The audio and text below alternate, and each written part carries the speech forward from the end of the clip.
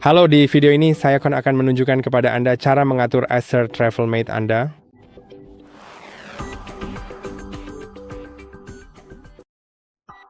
Setelah menyalakannya dengan tombol daya di sini, Anda akan melihat layar ini.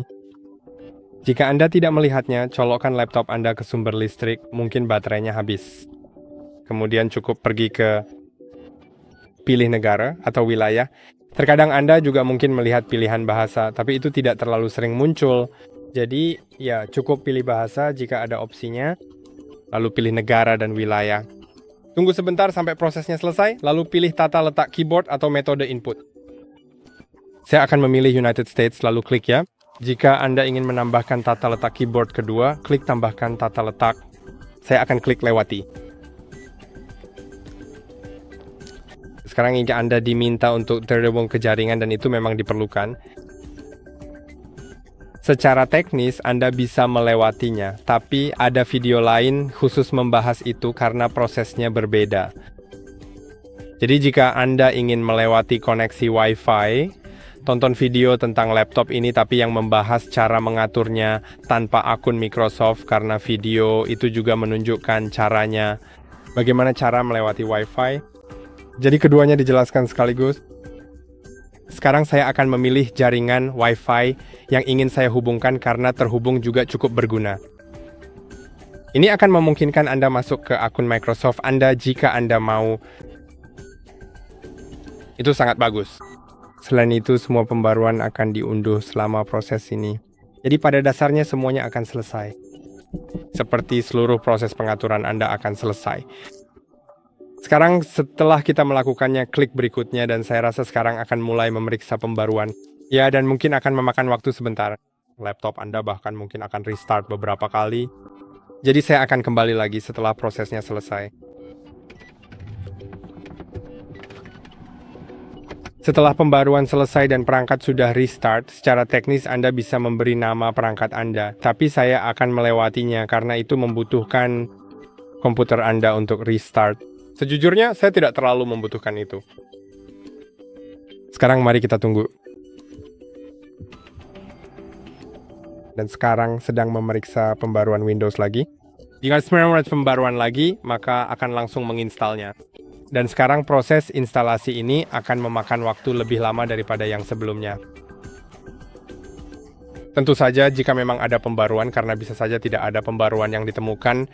Dan itu cukup beruntung karena kamu sebenarnya sedang menghemat waktu kan, tapi kalau ternyata ada pembaruan, maka kamu harus menunggu. Pastikan koneksi Wi-Fi-mu tetap aktif atau koneksi internet lain seperti Ethernet atau SIM, karena mungkin saja kamu juga terhubung dengan Ethernet atau kartu SIM. Jadi ya, dalam kasus saya ini sedang mengunduh, jadi saya hanya perlu menunggu. Seperti yang sudah saya bilang, ini akan memakan waktu lama, jadi bersiaplah dan saya akan kembali lagi setelah selesai. Oke, dan seperti yang Anda lihat, ada layar yang menanyakan Anda setelah pembaruan. Pembaruan saya memakan waktu sekitar setengah jam, jadi itu proses yang panjang. Itu normal.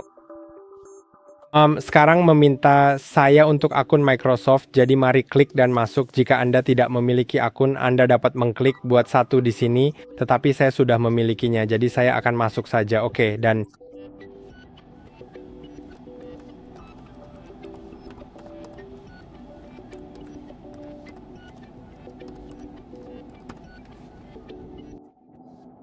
sekarang mari kita klik berikutnya. Dan dengan hati-hati masukkan kata sandi. Setelah memasukkan kata sandi, itu akan mulai memuat sebentar. Lalu akan menanyakan apakah saya ingin mengatur sidik jari. Jadi mari kita lakukan saja, kenapa tidak? Mari kita klik ya, atur sekarang. Lalu sentuh sensor sidik jari yang terletak di touchpad di sini. Jadi mari kita sentuh.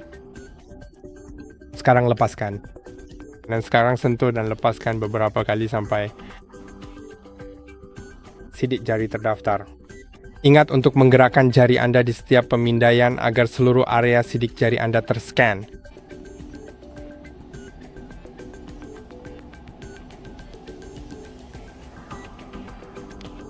Oke, sekarang saya bisa klik berikutnya. Sekarang mari kita atur PIN untuk akun saya sehingga saya bisa masuk ke laptop saya. Android dapat menyertakan huruf dan simbol di dalamnya jika Anda mau. Kalau seperti itu saya akan lakukan aja yang numerik, jadi saya tidak perlu huruf-huruf dan lain sebagainya.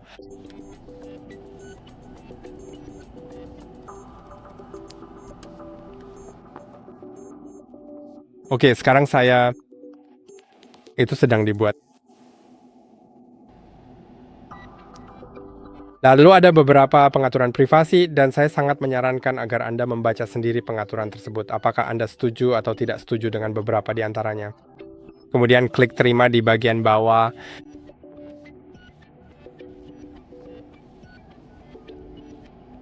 Dan sekarang seharusnya akan muncul semacam layar tentang cadangan. Jika Anda memiliki cadangan dari komputer sebelumnya, Anda bisa memulihkannya dengan mengklik lanjutkan. Jika layar ini muncul, Anda akan memulihkannya dari komputer yang ditampilkan di sini. Atau Anda bisa menggulir ke bawah dan pergi ke opsi lainnya untuk memilih cadangan yang berbeda. Atau yang akan saya lakukan adalah mengatur sebagai PC baru karena itu lebih cepat. Saya akan klik atur sebagai PC baru lagi. Ini memang lebih cepat. Kamu tahu, itu hanya memulihkan sekitar 5 folder dari komputermu, seperti desktop, dokumen, video, foto, dan unduhan mungkin juga tidak termasuk unduhan, saya tidak begitu ingat.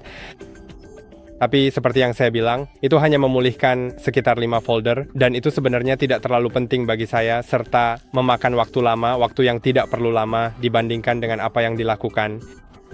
Sekarang ada semacam pengalaman yang bisa dikustomisasi. Saya akan lewati saja karena itu tidak melakukan apa-apa. Sekarang kamu bisa melewati atau menghubungkan ke ponsel jika mau dengan memindai kode QR menggunakan ponsel Androidmu. Saya akan lewati saja. Kamu juga bisa melakukannya nanti atau sekarang. Kamu juga bisa mencadangkan foto-foto ponselmu ke aplikasi OneDrive. Saya akan lewati saja. Dan sekarang kamu bisa mentransfer data penjelajahan dari browser sebelumnya ke Microsoft Edge, tapi saya tidak menggunakan Microsoft Edge. Jadi saya akan klik itu sekarang. Lalu saya akan menolak Microsoft 365 karena gratis 1 bulan. Lalu setelah itu $130 Amerika per tahun. Dan juga versi dasarnya, harganya $2 per tahun. Saya tidak membutuhkannya. Sekarang saya akan seperti menonaktifkan pengaturan email saya. Saya sebenarnya tidak membutuhkannya, tapi kalau kamu mau, kamu bisa mengaturnya.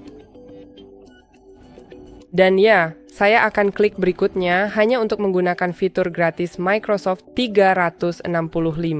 Lalu saya juga akan melewati Game Pass. Saya tidak akan bermain game di komputer ini. Jadi itu hanya semacam langganan untuk game gratis, kamu tahu. Cukup bayar sekitar $12 sebulan dan dapatkan itu.